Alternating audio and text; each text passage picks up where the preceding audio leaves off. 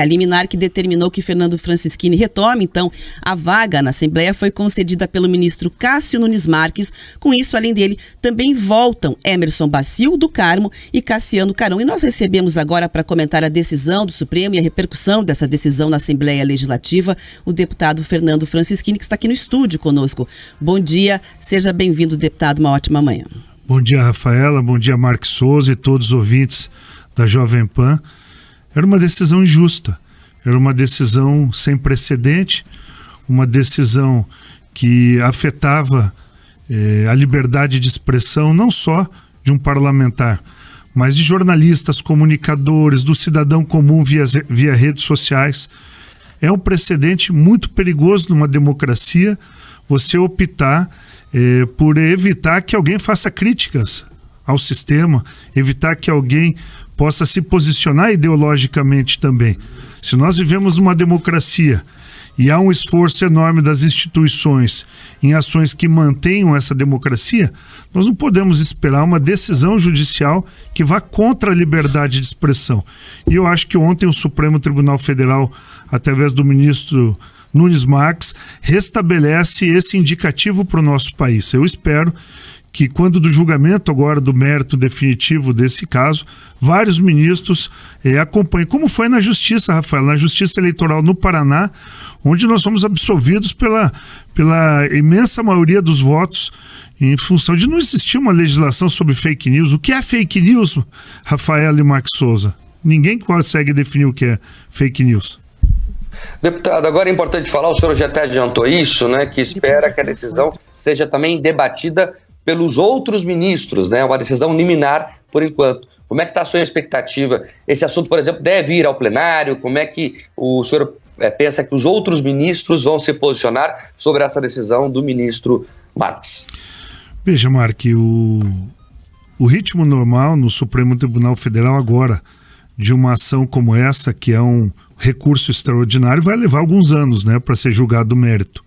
Enquanto isso, vale a liminar do ministro Nunes Marques.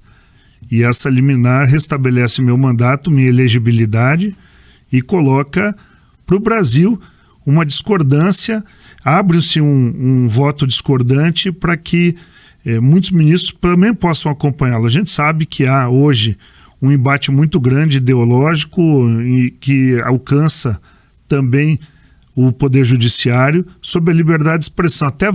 Até onde vai esse limite da liberdade de expressão? O meu caso é um caso que vai ser simbólico. Eu mesmo me programei, Marque, para lançar uma PEC que vai repercutir em todo o Brasil, que chama-se PEC da Liberdade. Já começo hoje, com a volta à Assembleia, no máximo na segunda-feira, a coletar assinaturas. Eu quero colocar na Constituição do Estado do Paraná, é o primeiro estado a fazer isso, que a liberdade de imprensa, de comunicação, das redes sociais no estado do Paraná é absoluta. Não pode nenhuma ordem judicial ou um projeto de lei abaixo da Constituição do Estado interferir ou impedir o funcionamento regular. Eu acho que isso é muito importante, porque o cidadão está se sentindo também acuado. Olha, se o meu deputado, com 500 mil de votos, 10% do eleitorado, ele é cassado porque ele fez uma denúncia, ele levantou uma situação que estava ocorrendo na prática, imagina eu que vou entrar na minha rede social e discordar de uma posição de uma autoridade, de um político. Então era um precedente perigoso, Marque. Deputado, eu pergunto sobre isso, sobre o que o senhor pensa que os outros ministros vão fazer, porque na quarta-feira o Alexandre de Moraes falou, para quem quisesse ouvir, que quem criticar a urna eletrônica vai perder o registro da candidatura. Né? Na quinta, um dia depois, o Marques toma essa decisão liminar. Então, vai haver debate entre os ministros. Como é que o senhor pretende se posicionar nesse debate? Veja, minha posição é clara. A liberdade de expressão é absoluta na nossa democracia. Eu não gosto nem um pouquinho da posição ideológica da Érica Cocai, da deputada do PT. Há uma semana atrás ela fez uma postagem dizendo que o presidente Bolsonaro foi eleito porque teve fraude nas eleições. E nem por isso eu vi ela abertura de um processo, ela incluída em algum inquérito no Supremo. E eu acho que foi correto, Marque. Muita gente, não, ela agora tem que ser punida. Não. A liberdade de expressão pressupõe as divergências. Pressupõe que quem é de esquerda pode defender suas bandeiras e quem é de direita também.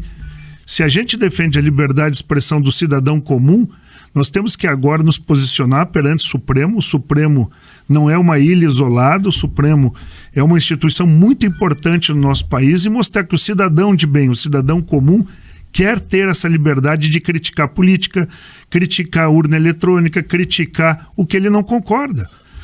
A urna eletrônica foi motivo de debate no Congresso Nacional, então é um tema nacional. Como é que pode falar que quem critica urna eletrônica comete um suposto crime? Na verdade, nós debatemos o voto impresso junto com a urna eletrônica, nós debatemos outros modelos. Então, eu acho que nós estamos tendo muita posição ideológica onde deveria ser decisão judicial. Deputado, o senhor está falando muito a respeito aí também da questão dos questionamentos sobre urnas eletrônicas. Nós estamos num ano eleitoral. O senhor pretende concorrer às eleições esse ano e mais, se sente prejudicado por essa decisão, pela demora dessa decisão a respeito do cargo? Rafael, eu não tenho o que reclamar. Eu estou num momento muito feliz porque foi feita a justiça. Eu me sentia muito constrangido, muito humilhado por uma decisão que pegou quase 500 mil paranaenses e jogou o voto na lata do lixo. O voto é uma coisa muito importante numa democracia. Eu não fui escolhido por uma autoridade, eu fui escolhido por 427 mil paranaenses para fazer denúncia, para criticar, porque quem votou em mim já tinha o meu histórico de 8 anos, de 2 mandatos como deputado federal. A decisão judicial na justiça eleitoral tem que ser para restabelecer o equilíbrio, não para punir alguém porque não discorda da posição dela. Foi esse o sentido da decisão aqui no Paraná. Olha, discordamos da crítica que ele fez, da acusação que ele fez. Nós não concordamos com essa posição. Mas não tem como punir alguém por liberdade de expressão. Ou, mais ainda, qual foi o desequilíbrio na eleição de um vídeo faltando 10 minutos para fechar as urnas, para quem fez quase 500 mil de votos? Zero, essa é a verdade. As urnas, todo mundo sabe que as sessões eleitorais estão às moscas nas últimas 1 hora, meia hora, imagina nos últimos 10 minutos. Então meu voto foi legítimo, então uma cassação parecia uma punição e não um reequilíbrio da eleição. Mas eu pergunto, olhando daqui para frente, o senhor se sente prejudicado, por exemplo, no sentido do que aconteceu de olho nas próximas eleições? Não, Rafael, eu não me sinto, porque eu não parei em nenhum momento. Eu sempre acreditei que a justiça ia ser restabelecida.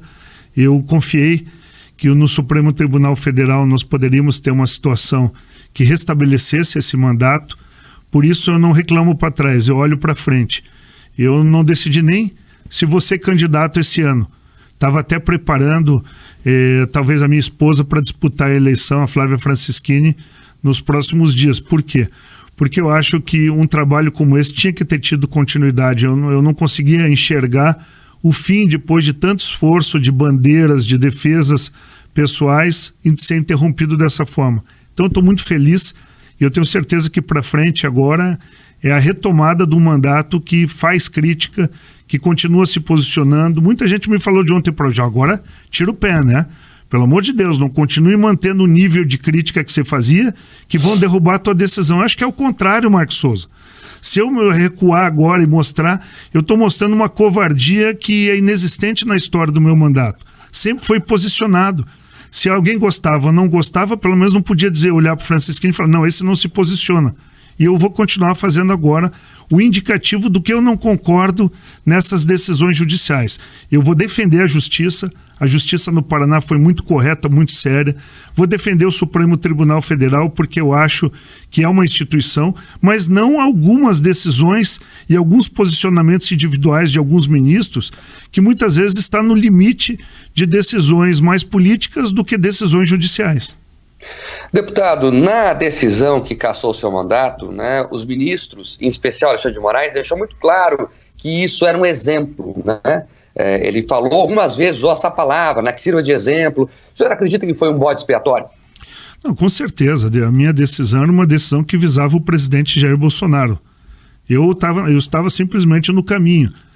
Eu acho que a liberdade de expressão tanto do Poder Judiciário como do Presidente da República são importantíssimas. Nós não podemos mandar um recado para o Presidente da República através de uma decisão dizendo, olha, nós caçamos um deputado que tem vínculo com você ideológico, que se posiciona muitas vezes nas mesmas bandeiras, então se você continuar falando, o próximo a ficar inelegível ou caçado é o Presidente da República.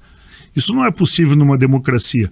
E eu acho que a decisão do ministro Nunes Marques estabiliza isso para que o debate agora seja feito daqui algum tempo, talvez, né? Geralmente um recurso extraordinário como esse, no meu caso, leva algum tempo, pelo menos 1 ano e meio a 2 até ser julgado o mérito, mas vai ser um debate importante para a nossa democracia.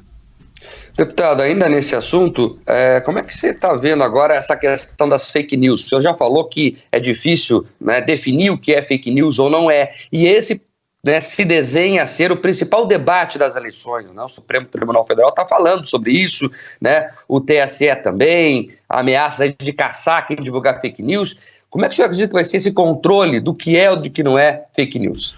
O que é fake news, Mark? Rafaela? Ninguém sabe. Depende de quem avaliar. No próprio Supremo tem posições discordantes quando você acusa determinado político que concorre à presidência agora de ladrão. Tem uns que diz que ele tem milhões escondidos para concorrer na próxima eleição e desce o cacete nele, e tem outros que dizem que ele que foi nula a sua condenação. Então quem é que é a referência para dizer o que é falso e o que é verdadeiro? E o que é fake news de opinião?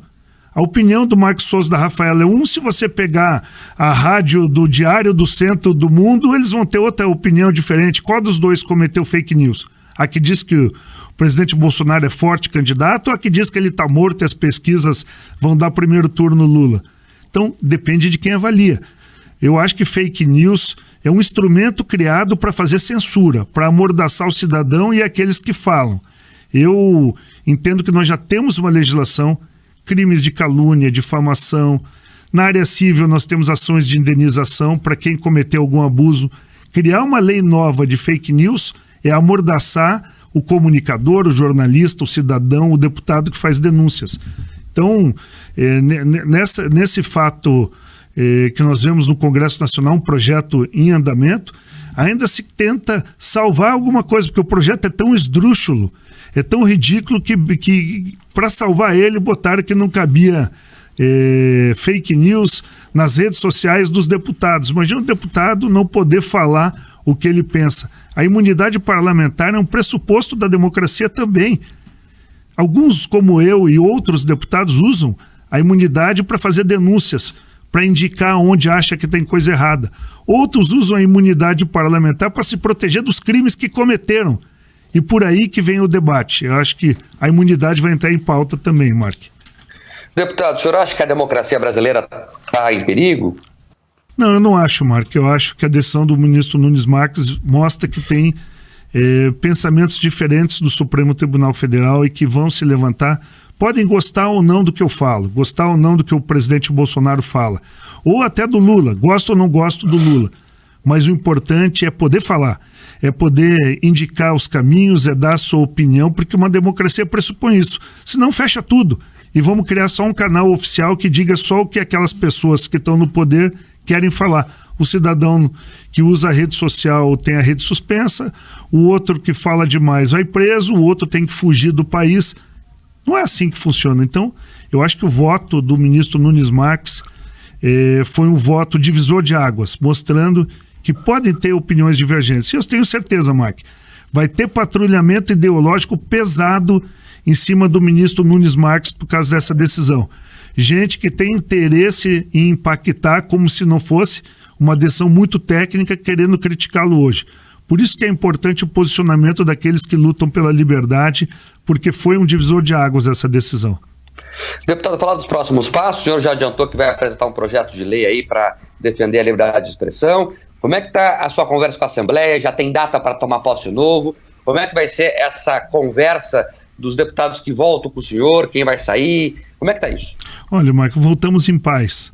Nós queríamos voltar para a Assembleia para dar continuidade ao nosso trabalho. Nós respeitamos os deputados que ocuparam o nosso lugar porque não deram causa a isso, são pessoas de bem também que agora voltam para a área política mais fora do mandato. Nós vamos voltar com muita tranquilidade para continuar nosso mandato. Eu tenho expectativa que até no máximo segunda-feira estejamos de volta. E o senhor não quis abrir o jogo, a Rafaela já perguntou sobre o futuro, disse que não decidiu ainda se vai ser candidato ou não, mas isso já passa pela sua cabeça, né, candidato? O que o senhor imagina, né? Deve ser candidato, não deve? Como é que o senhor está avaliando isso? Mark, como eu falei, eu estava preparando para o pior, né? E então eu vou ter que agora sentar com um grupo político que que nós formamos nos últimos tempos. Hoje a União Brasil é um dos maiores partidos do Brasil, mas também aqui no Paraná, né? Nós temos, acho que com a nossa volta, nós vamos passar de 10 deputados estaduais na Assembleia. Eu acho que deve ser a segunda maior bancada depois da bancada do governador Ratinho Júnior. Nós somos, são 2 deputados federais, deve ser a terceira ou a segunda bancada também. 2 deputados fortes, o Felipe Francischini e o deputado Ney Leprevot. Então é um partido de muito peso. Então a minha decisão vai impactar muito se a chapa de estadual vai ser uma chapa de grande votação, se eu vou disputar uma outra função. Eu ainda não consegui sentar e pensar nisso. Eu acho que a minha cabeça está muito focada agora em apresentar essa PEC da liberdade, porque eu tenho certeza que, independente de eu ser candidato, ela vai repercutir no Brasil inteiro. Fala-se muito em o senhor poder sair candidato ao Senado. Isso passa pela sua cabeça? Eu acho que é muito cedo ainda, Mark, e a gente está voltando agora de uma situação muito traumática para minha família, para mim, de uma injustiça tão grande. Eu ainda não consegui sentar e avaliar se uma candidatura ao Senado seria, nesse momento, algo que eu poderia contribuir mais. Mas com certeza, assim que eu definir, eu volto aqui e trago para vocês a informação em primeira mão. Deputado Fernando Francischini, do União Brasil, que agora retoma o seu mandato na Assembleia Legislativa. Deputado, obrigado pela entrevista e pela atenção com os ouvintes da Jovem Pan em todo o Paraná. Marco, obrigado você, obrigado a Rafaela, a todos os ouvintes. Eu escolhi vir aqui porque eu achava que aqui é um palanque democrático. É uma bancada democrática, é alguém que a gente escuta todos os dias, você, o Paulo, a Rafaela fazendo as intervenções dela. E para mim era onde eu me sentia mais tranquilo de fazer uma opinião divergente do que a maioria dos veículos de comunicação fazem. Por isso foi o primeiro veículo que eu fiz uma ligação e pedi para estar com vocês aqui hoje. Muito obrigado e parabéns à Jovem Pan. A gente que agradece, deputado. Obrigado. Agora, às 7h22, a gente vai para um rápido intervalo comercial e já volta aqui na Rede Jovem Pan.